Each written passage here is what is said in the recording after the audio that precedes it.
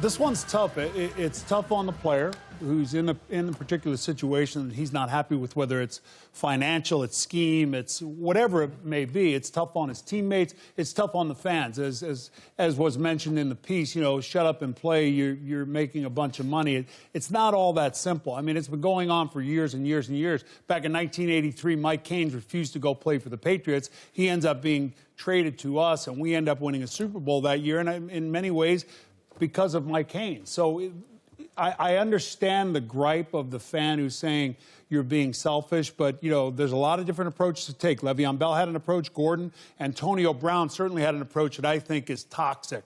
And I think, you know, most teams would not want to deal with. But you see the NBA, you see Major League Baseball, you see movement, you see the finances and the guarantees.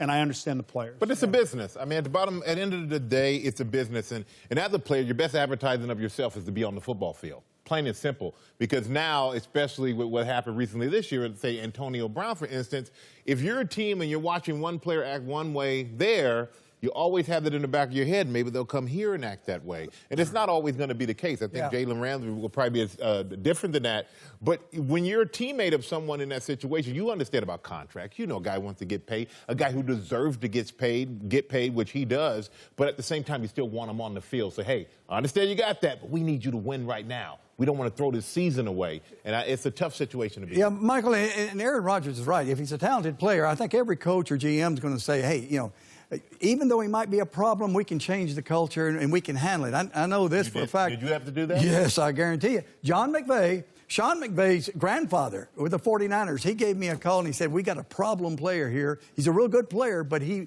can't get along with all the coaches. You know, Charles Haley. Well, I said, okay, let's make a trade for Charles Haley. We traded for him. He was the key for us winning 3 Super Bowls. You better have the Cowboys winning 3 Super Bowls. You better have a strong head coach. Yeah. Who can deal with a player like that. Can't have a young coach who doesn't have power. You 3 guys all played for one team your entire career. Did you ever hold out or think about holding out or trying to get more money? No.